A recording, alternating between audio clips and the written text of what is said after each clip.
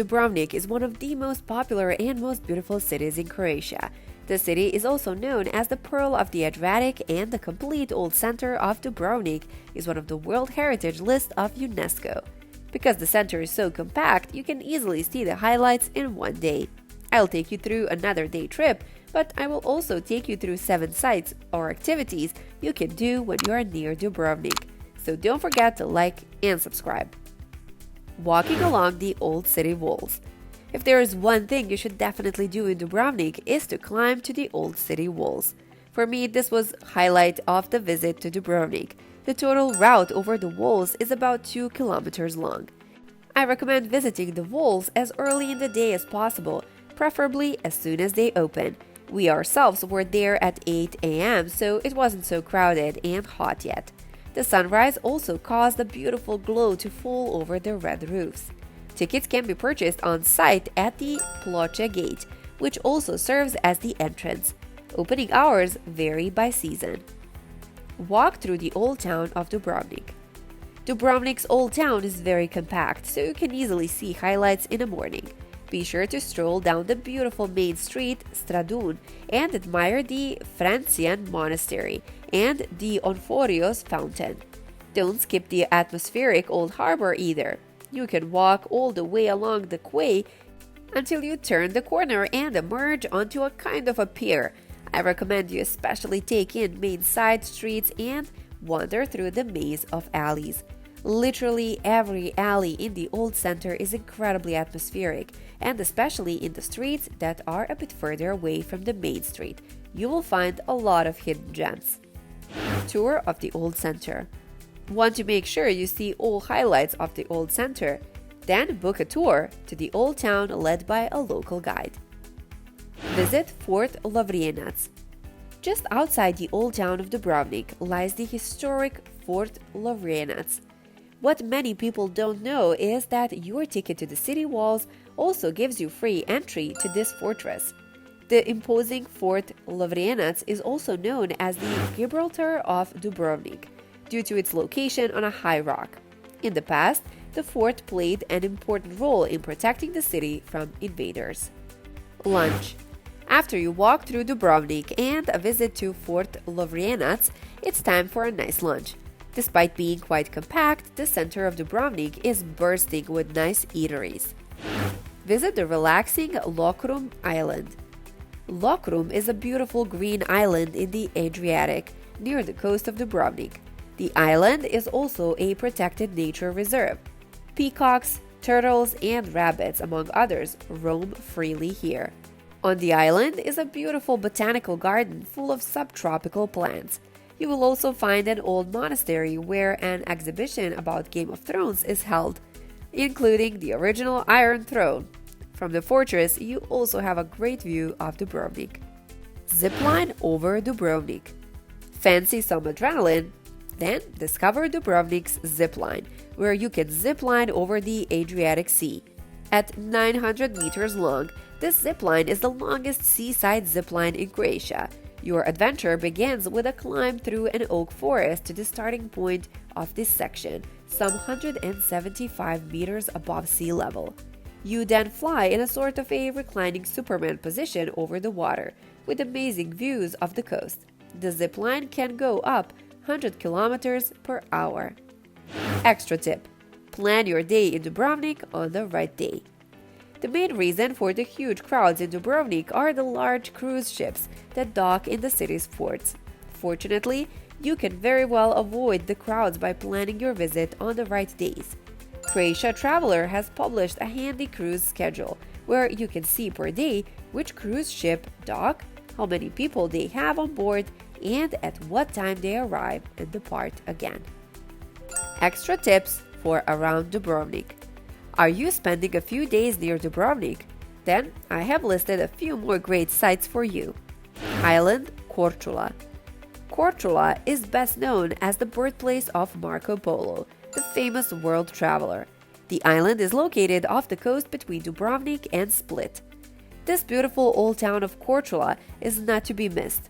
Other beautiful places on the island are Lambarda, Vela Luka, and Blato.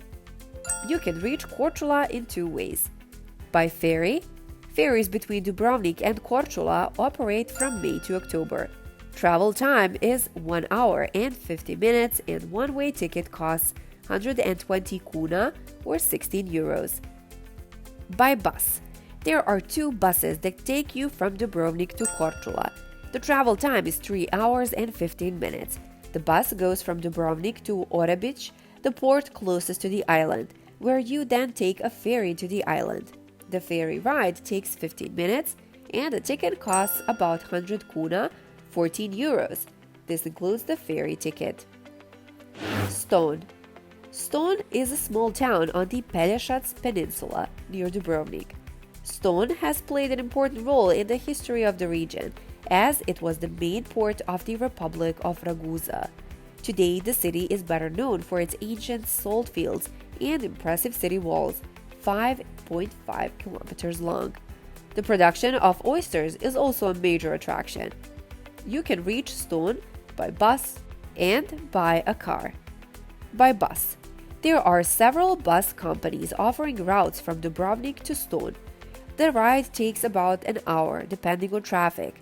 A one-way ticket costs around 7 euros, depending on the season and the bus company.